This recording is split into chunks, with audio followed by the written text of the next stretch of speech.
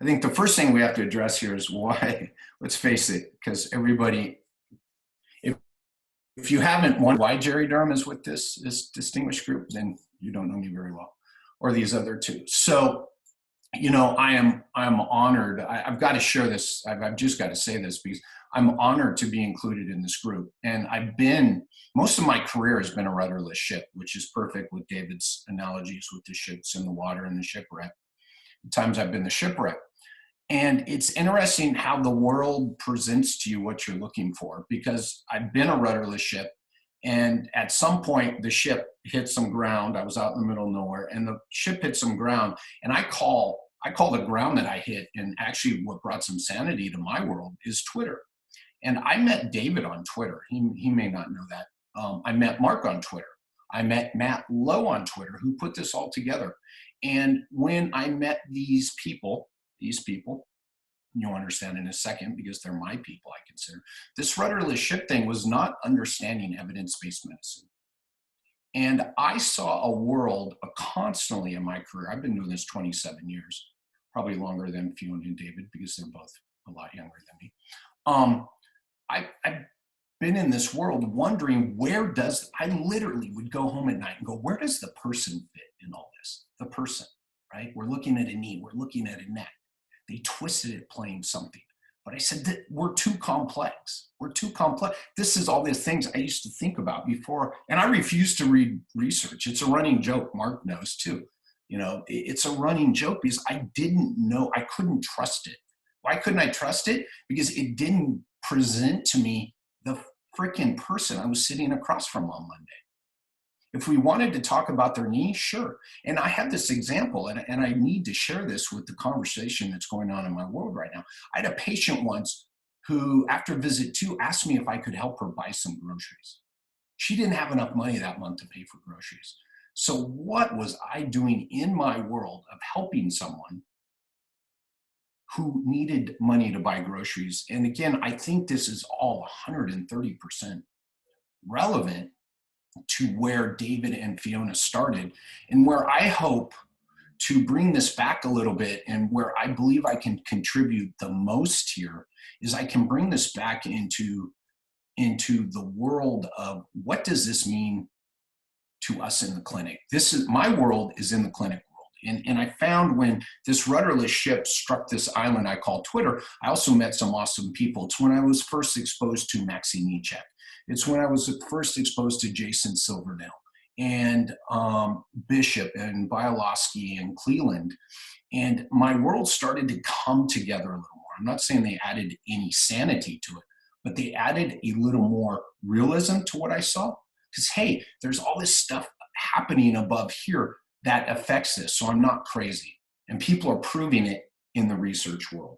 So what I want to do next, and I believe fits perfectly, even though my syllables and my words will be a lot shorter, I believe I will now draw this back into the clinic for everybody and say, so what can I do? Because a lot of the places I would get frustrated is I would hear David and I would hear Fiona, and people like Cause Health is another place I found. And I love listening to that, but my brain hurts for 3 or 4 days. Then I have to spend 5 or 6 days wondering, how does this fit back in the world that I know it needs to apply in? So I want to try to draw that back in. So again, I want to thank Matt Lowe. I want to thank David, and I want to thank Fiona for including me in the group. I'm not going to lie, I'm not surprised I wasn't kicked off the island the first day we got together, but I've learned so much in such a little amount of time, and you'll see some of what I learned from them in here. And really what I want to talk about, it's funny because this title doesn't quite address or doesn't seem to fit, but it will. And this whole idea of patient success, what does it mean to help people now? What does it mean to help someone with knee pain, with back pain? And how can we move beyond the ego back to what I heard? I don't know if you heard it, but evidence-based medicine, I believe, drives the ego of the people delivering the treatments too. So how do we truly make it about the person who needs us? Because that's all that matters. When someone needs you, when they have back pain, when they have neck pain, when they have a need for you, how can we truly help them? Well, I believe we have to move beyond this provider mindset, right? Who's reading the research? The providers. Who's preaching the research? People who were providers, right? To the providers, right? It can't all be on the providers. It can't. I believe, and now don't get me wrong, I'm not saying we don't need providers. I'm saying we put this healing, this helping, all back on the providers. And we tell them to ingest all this research, and we tell them to go out and take classes on how to do research, or maybe get a PhD. We tell them to then learn how to apply it. And then we put it all on them. And we give them maybe 1 hour, 45 minutes, 30 minutes. And we say, help this person. You are their last hope, right? It's like the scene from Star Wars, right? So your office answers the phone, and we're talking outpatient right now, but it could be any outpatient clinic. Doesn't have to be private, could be public, could be any outpatient clinic anywhere. And Mark Cargiella calls and says, I have low back pain. And your front desk keeps the call as short as possible because that's their job, and they were told to do it that way. And they schedule Mark for a physio assessment on Thursday at 11 o'clock, 10 days away. And it's scheduled with Dr. James Smith, or physio James Smith. And James Smith, all James Smith knows is he has a male, maybe, named Mark, who has low back pain on at 11 o'clock. Then we put Mark in front of James 10 days later to solve his problem. So Mark needs to go through an assessment, an evaluation, needs to come up with a legitimate plan of care. And let's face it, Mark is also probably under pressure to keep James in the clinic. So we have put way too much pressure on the provider to be the solution. And that's what really all this is about, is we need to move the solution for our patients outside of this realm, right, of just the provider success. And this comes from, let me preface this right now because of where I came from at the beginning. This comes from me going out when I didn't really know what to do and seeking out research and opinions and articles outside of healthcare, the psychology, the sociology, right? What else did I put? Marketing, by the way. Don't tell anybody I read business journals to figure out how to help patients. Don't tell anybody that, right? But I did, because there was real life research about this complex person, behavioral economics, behavioral psych. It's funny, there is no behavioral medicine research, but maybe that's for another day. Maybe that's for David and Fiona to figure out for us. So I figured that in order for us to do what's best for this person that has asked us for help, I need your help. We must look at all the research.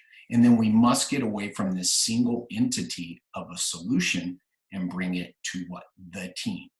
And that includes the people who answer the phone.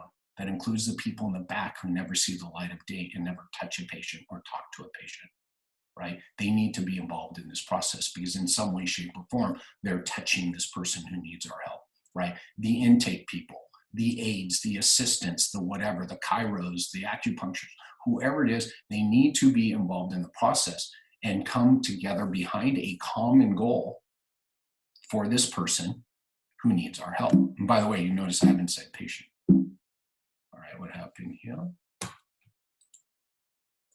There we go. Oop, wrong way. All right, whoa. Thank you. So let me tell you, how do we come up with this mindset? I said we need to come up with a common goal. In this team mindset, right? And what the research states that I read is that when all members of a tribe, let's go back to behavioral stuff, right? When all members of a tribe have a common goal, then they will work together. They will stick together. By the way, this doesn't even have to be humans. We could be talking about other groups. When they have a common goal to work towards, right, then they will typically more likely achieve that goal instead of individually sending everybody in different directions to do something that they don't know how it applies to a common goal. Do they know there's a common goal? Is there a common goal? Or am I just sent over here to dig a hole? I'm sent over here to kill an animal, and we don't know how this all works together to make the tribe better and ultimately the people, right? So if it's truly to do what's best for the person who may be the person, this is what we have to do, is we have to get behind this common goal. And again, here's a shout out to Fiona for helping me get some clarity around this, is everything we do must be about the person who wants us. So again, we're getting away from the provider and the ego of the provider. Because really, it's unfortunate because this approach, and I'm not blaming the providers, please. It is the system. Fiona and David have talked about a system that created this mindset. Sorry, I'm taking it. That have created a certain mindset. And I'm saying it's also created this. Is this over-dependency and over-buildup of the provider. Okay? And it can't be about the provider. It has to be about the person who needs our help. And everybody will nod their head and say yes when they hear this and see this. Yet really dig down deep and examine, is it really true? Right? So many people out there sharing how to care for a person. And I go into their clinics and I'm like, there's no caring here. It's not about the other person. Right? It's always about the business of taking care of people. It's about taking care of the providers, taking care of the employees, but it can't lead from there. So this common goal, let me share with you what I believe a common goal is what I call a completed plan of care. It's something about you, the patient, and it is a way to bring the whole team together. Now, a completed plan of care may be that person came in for one visit. So there is no number attached to this. It could be that after visit 3, this person was found not to be moving forward and they were referred out to another clinic, another specialist. So I believe a goal as something as nice as a completed plan of care that we define as best for the patient, not best for the business or the providers, that ultimately this is this team mindset that we have to get behind. Bring in the sociology research, bring in, or shall we say work, bring in the psychology work, bring in the humanities work, then magically it's easier to do, right? And this is where we're lacking. And I agree, the evidence-based medicine world and physio and medicine is so narrow, and it never includes this. And this is why I became that rudderless ship early on. So if we get behind this completed plan of care and I show my front desk people how they help, by the way, think about this world. If a completed plan of care and doing what's best for the patient is about taking the work off the provider, then actually your front desk person becomes very, very, very important in your business, and the load on them becomes greater. I'm not saying it's overloaded, but how about your front desk become a screener that keeps people out of the clinic? Maybe everybody who calls the clinic shouldn't be in the clinic. Reflect on that for a moment. And I'm actually creating and trying to work with some people like Maxie and Jason and figuring out systems that we can start using to keep people out of the clinic so we're not wasting their. It's funny, if we do what's best for the patient, person, because they're not a patient, we save them time, money, and energy. If we do what's best for this person who believes they need to be a patient, we're also doing what's best for the business. So the people who should not be in the clinic are not put on the schedule. And the people who should be in the clinic are put on the schedule because they will benefit from what you have to offer and what you can do to help them. The other interesting thing about putting it all on the provider, if the provider is the only solution, then everybody gets scheduled, regardless of price, regardless of time. They just get crammed on a schedule. And then the provider gets to the eval and goes, why is this person here? I don't know why they're here. And so it's an interesting world that we've created, as David and Fiona have led to, with this, of that. Then when you look at it in application, it's failing the person. It's failing the person who may need our help.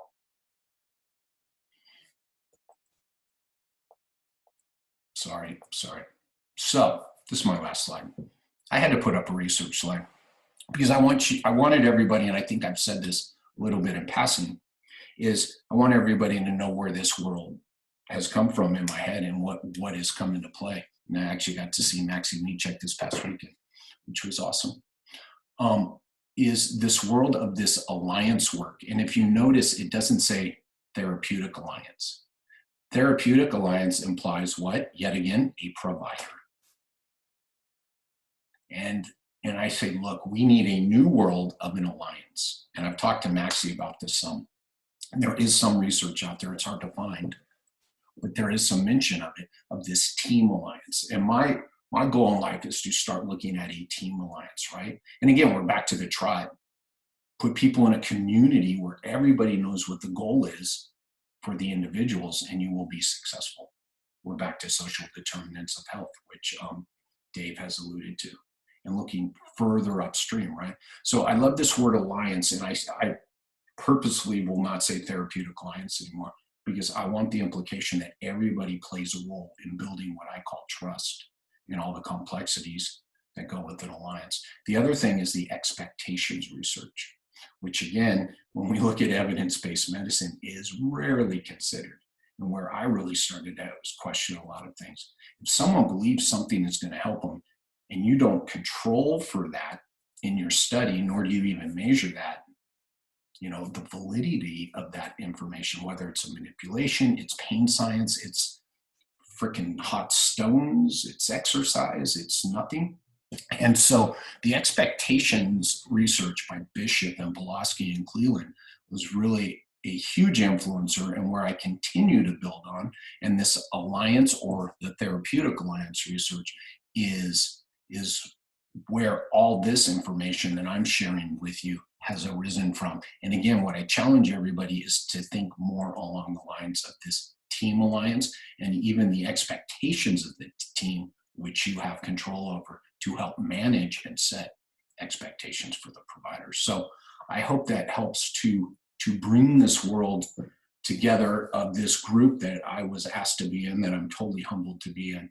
And I hope I've done it justice by talking a little more about how do we reconcile, because I've been in this 27 years, and if you pull up David Nichols' account and you start reading his shit, you're going to question a lot of what you're doing pretty quickly. So, and I mean that as a compliment, David, I really do. And they did. I remember when I first started seeing Dave's stuff, I think I had to put it aside and said, I need to wait to read that maybe for another couple hours, right? And it's stuff we need to be doing. So thank you.